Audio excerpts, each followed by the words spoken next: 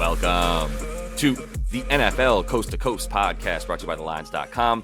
Coming to you from the West Coast, Josh Lander, joined by Nate Weitzer. He's on the East Coast, and we are getting ready for Conference Championship NFL football this weekend. I'm sure that you are all as pumped as we are. We've got some play of props here from both of these games to bring you guys, as we have been bringing you each and every week of this NFL season. So continue to follow along. We're going to have at least one more week of this stuff here for you guys for the Super Bowl as we keep getting closer and closer to that big game. So like I said, subscribe to the page. Also have NBA Coast to Coast up for you if you want to keep following along with some NBA player props and picks. So definitely subscribe to the page. Also use the prop finder tools that we have for all these sports up on thelines.com. You can use that these charts to make sure that you're getting the best odds and juice available to you from all of these books, giving you bets in the NFL, NBA as well this season. All right, Nate, let's get right into it here and start off with talking about Lamar Jackson, quarterback for the Ravens. Maybe the most influential player in Ravens history, according to Cam Newton, has surpassed Ray Lewis. Let's not get into that right now. Just talk about Lamar Jackson. Yeah, I'm not touching that narrative. But, I mean, the narrative that he hasn't been able to win in the playoffs clearly translated to a lot of personal pressure for him. You saw in the divisional round. Like, as soon as they come out with these read options and he refuses to let the running back take it. He's like, no, this is going to be on me. I'm going to run. So I'm going to go over 10.5 rush attempts as the best bet here. If he does take off and run, like, there's other ways to capitalize on that. Over 17.5 yards as his longest rush. And plus 150 for him to have the longest rush of the game, I think maybe is the best per juice. Like, Pacheco could maybe break a long run, but I don't know. Like Gus Edwards, Justice Hill, they're not breaking long runs for the Ravens. It's Lamar who's going to be the big play guy, and it's probably going to be just when he escapes the pocket.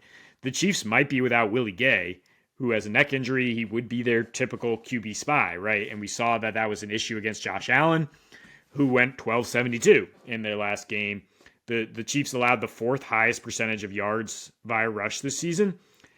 Their secondary is absolutely elite. Like, their corners are fantastic. So are the Ravens. The weather's going to be bad. It's going to be raining and cold here. It's going to be all about who can run the ball.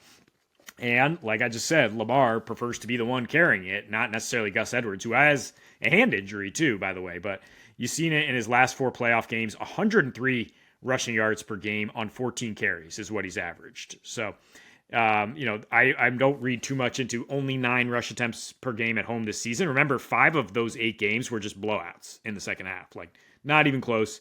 The 3 close ones, 11 for 70 against the Rams, 14 for 100 against the Colts.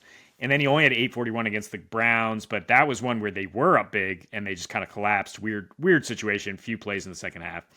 I think, no matter what, they're not letting their foot off the gas against the Chiefs. They could be up 30, and Lamar's still out there doing everything he can to, make this Super Bowl, which is everything to him. Like, I just want to back this guy to put it on his shoulders and at least try. Like, you get the rush attempts, he could do the 2-yard shimmy step and fall down, and like the Chiefs could be all over it, but you're still just getting attempts, and then eventually he will break a big one. So that's why I like these 2 bets. Yeah, I definitely like these things in the playoffs too. Especially for a guy who's like, if the best play here is me running, then in situations where you're like, it's kind of like backing Jokic to score on the road in the playoffs. Like, well, it's time to get off the pot or get on with it, basically. And right now, like, if this is our best play, then it's just everything's tossed away. Like, there's no worrying about getting hurt. There's no worrying about anything. It's just like, I need these yards now. And so I think to your point, like, he'll just hold on to those RPOs, and he's not going to really be looking to give those up. So let me go ahead and kick off my pick with under for Jared Goff. He's outside and he's on the road. Do I need to go on?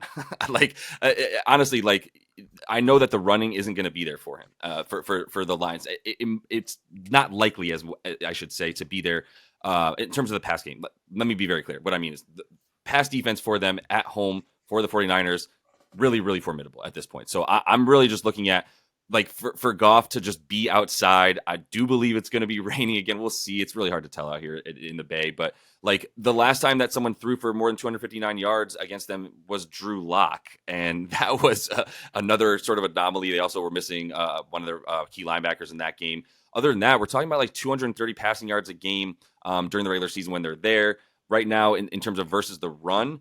They're just a bit easier to run on than to throw on. Ranking 15th right now in defensive DVOA at this point on the season versus the run, and then 4th versus the pass. So it's just been really like, I think there is going to be a pretty heavy run game for this Lions team. I think you probably think that as well. To be honest, I know you have some thoughts about Mr. Gibbs, and there's some good reasoning to it. Getting outside on this 49ers defense is definitely the best way to beat it, getting to the edge, and that would definitely lean towards for Gibbs. Montgomery's still out snapping him, out toting him, right? It's just a matter of like, which one do you think is going to like have success? And I feel confident like they'll both be in there a lot in the first quarter. And then we'll see which one has the most success, and Campbell will probably continue to ride him a bit more than the other one.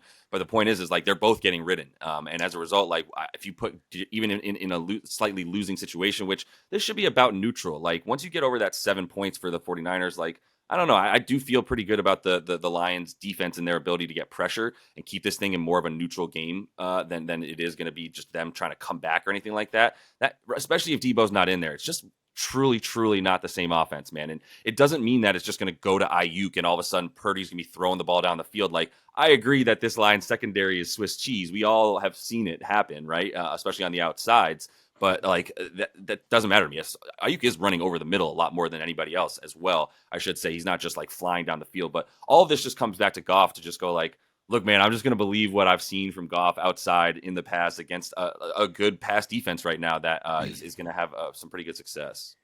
To your point, he averages 209 on the road in the playoffs in his career. Some of that with the Rams. I mean, there is some trying to dispel that narrative and have a good game. If it is raining, yeah, I don't really trust either passing offense, though. Like we saw how bad Purdy struggled there. Like, regardless, I think Lions +7 is the sharp side here. So neutral situation for sure. Like, yeah, this 49ers team is limping a bit. And if they don't have Debo might be out there as mostly a decoy, is what it's looking like. He's probably going to go. Maybe he re-aggravates it. Who knows? But, like, yeah, I don't think the Lions are going to get run over here by any means. And that's what brings me to my second bet, which is CMC under 130 scrimmage yards. It's been bet down 2 now, so 128.5 scrimmage yards. Like, I mean, all respect to the guy, but this is an absurdly large number against the second best rush defense in the league this year. I mean, partially second best in terms of raw yardage because they give up the third most passing yards. They give up the most yardage through the air by percentage, but they do a pretty good job up front. I mean, Dan Campbell, this has got to be his MO. He's like, we stop the run first and foremost. That's part of the reason they're leaving these subpar corners exposed at the back end is because they're selling out. And they also sell out to limit good receiving backs. They allow the second fewest receptions to backs. So McCaffrey, maybe he gets some more receiving yards. I mean, the 88 rushing yards has been bet down already as well. People are on board with this. I mean, he's had last playoffs, even when he was healthier, I would say, 80 rushing yards, 20 receiving yards per game in 3 playoff games. Now he's dealing with knee tendonitis. He's dealing with other stuff. We saw him getting the massage gun throughout that game against the Packers. Had to go all out with Debo out of the game. And I think the 12 targets he saw, a lot of underneath stuff was inflated by the rain, by Debo departing mid-game.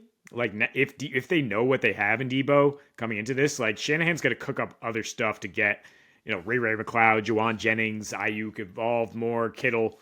They're not just going to pepper CMC with 12 targets underneath and become that predictable again, because that almost cost them. Like, they almost did not move on because they had no other weapon to basically get going. So I think the Lions do a decent job, like, and keep him to like 100, 120 scrimmage yards, but do not let him just run wild in this. That's fair. I'm just going to go right into my bet, though, which is that he's going to actually get more receiving yards than his line, which is at actually still 35.5 for his receiving yards.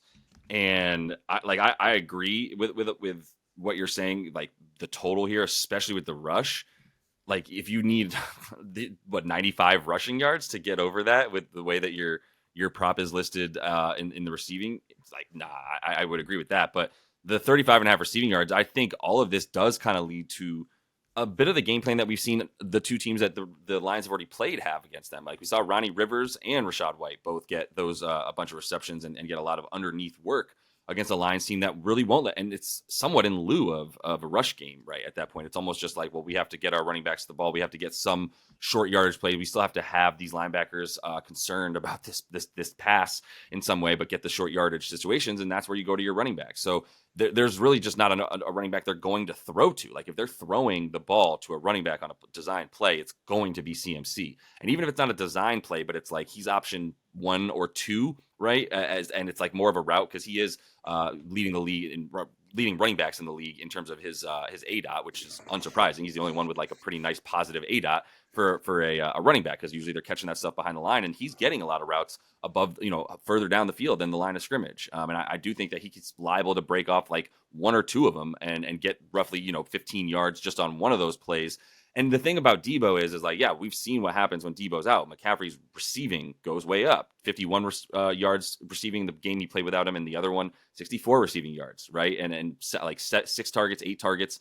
It doesn't really need that many. If he gets the like 6 targets, like I agree. I don't think he's getting 12. 12 was like a pull in case of emergency because we can't afford to lose this game and we don't have Debo anymore.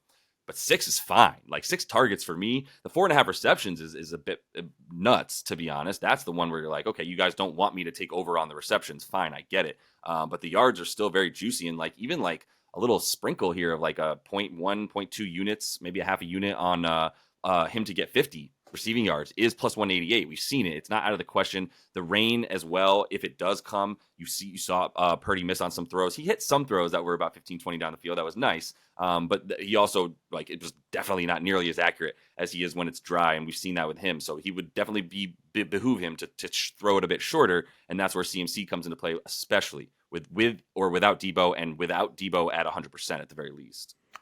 Yeah, I mean, this is the part that makes me nervous with the scrimmage yards is he could break some long pass plays for sure. I mean, Detroit very good conventionally against handoffs, but yeah, they do give up more yardage than they do receptions to the back.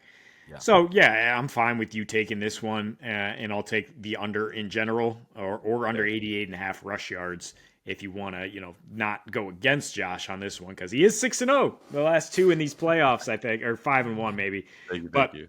Here's one I do love. I mean, you might need a DraftKings account to get these exact odds, but Amon-Ra St. Brown to lead both games in receiving is plus 260, and this is weird because he's plus 135 to just lead the NFC Championship. Shorter than Ayuk, who's second, but Ayuk has shorter odds to lead both games. So basically a mistake that if you can capitalize on, you're getting fantastic odds plus 260. I don't think I'm worried about anyone in the Ravens-Chiefs game. Those are maybe the 2 best secondaries in the league.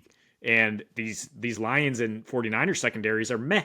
I mean, the Lions is flat out bad, which is good for game script. If we don't have rain, that would be fantastic for us going up and down the field and passing a lot. But I mean, these 49ers corners, Ambry Thomas was absolutely cooked last game against the Packers. Lenore is 66 in coverage rating. Charvarius Ward is their best guy. He's 29th. But, Amon-Ra, the 5th most slot snaps, so he'll be all over the place. He's also 5th in target share. He also has the most targets in the playoffs thus far, 23, going for 93 yards per game. In these two, you'd think maybe, the road home splits worry me, and that is the case for Goff, but not in good weather games. So again, you're going to have to see if it's raining or not when we get about a day out, or you can just fire now and hope that Goff dispels this notion that he just can't perform in the rain. I mean, this ain't Chicago. Like it's a light rain out on the West Coast. I'm gonna throw some shade at you guys, you soft West Coasters, but Do it. by saying that it's not a big deal. I trust him more throwing in the rain than Purdy based on what I saw last time out. And Ayuk, I mean, 82.5. I was about to say let's fire the under there. I mean, he'll break some big plays, but he's not a volume receiver. And just saying like Debo's limited does not mean therefore Ayuk's going for 100. Like he's not the same player as Mike Evans, who made those plays happen. Like he's going over the top and capping people, like, right, just like snatching the ball over people's heads. Like Ayuk gets schemed open, but he's 43rd in win rate against zone. If the Lions do go that route a little bit more, he's 18th in target share. Like he's just not a workhorse guy. So I just don't see him versus Amon-Ra, who's just absolutely the go-to guy. Goff was perfect targeting him last time out, and he's going to look to him so much.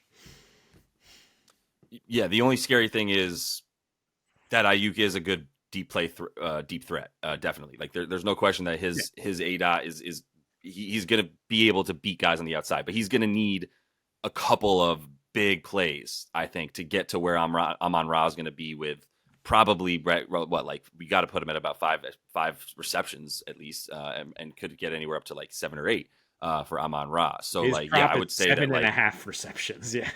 it's 7.5. I thought it'd be 6.5. Yeah. I put his floor at 5, but that's okay. Yeah, either way, that makes complete sense. So like, for like we're saying, like Ayuk is going to need 5 to 6 and like decent size receptions to get there. So I would agree.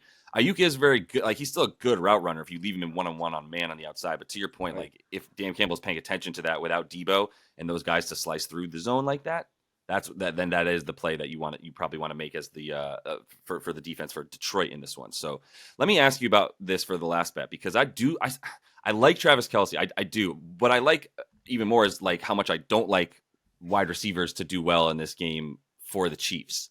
And that's a big part of why I think Kelce at 61.5 receiving yards is still playable. And I wonder though, do you prefer that to Rashee Rice under 60 yards receiving? Like, which one do you think? Do you believe in either of those bets, basically? I don't want to get involved, like, honestly, with this Chiefs passing game against a Ravens secondary that I've seen just erase people.